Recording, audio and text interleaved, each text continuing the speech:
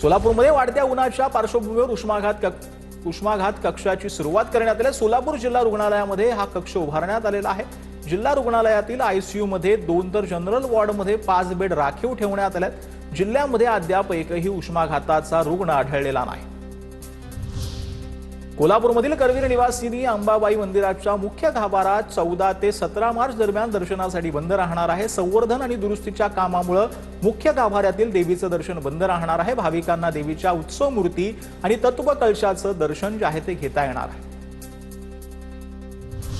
मुख्यमंत्र्यांच्या अध्यक्षतेखाली सिंहस्थ कुंभमेळा शिखर समितीची बैठक संपन्न झाली। मुख्यमंत्र्यांकडून तयारीचा आढावा घेण्यात आलाय। पायाभूत सुविधांची कामं तातडीने पूर्ण करण्याच्या सूचना देण्यात आल्यात।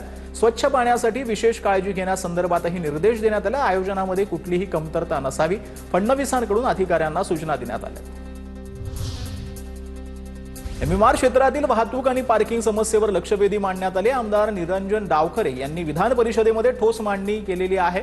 शासनाकडून आता स्वतंत्र पार्किंग पॉलिसीचा निर्णय घेण्यात आला। नगरविकास खात्याच्या अतिरिक्त मुख्य सचिवांच्या अध्यक्षतेखाली विशेष समिती स्थापन करणार आहेत। उदय सामंत यांनी ही माहिती दिली आहे। रिलायन्स समूहाचे अध्यक्ष अनिल अंबानींची मालमत्ता ईडीकडून जप्त करण्यात आली आहे। रिलायन्सची 581 कोटींची मालमत्ता जप्त करण्यात आली आहे। फेमा अंतर्गत ईडीकडून अनिल अंबानींवर कारवाईचा बडगा पाहायला मिळतोय। राज्यामध्ये 17 ते 20 मार्च दरम्यान वादळी वाऱ्यासह जोरदार पावसाची शक्यता आहे। हवामान विभागाचा हा अंदाज आहे। गारपिटीचा धोका असल्याने पिकांची काळजी घेण्याचं प्रशासनाचं आवाहन आहे।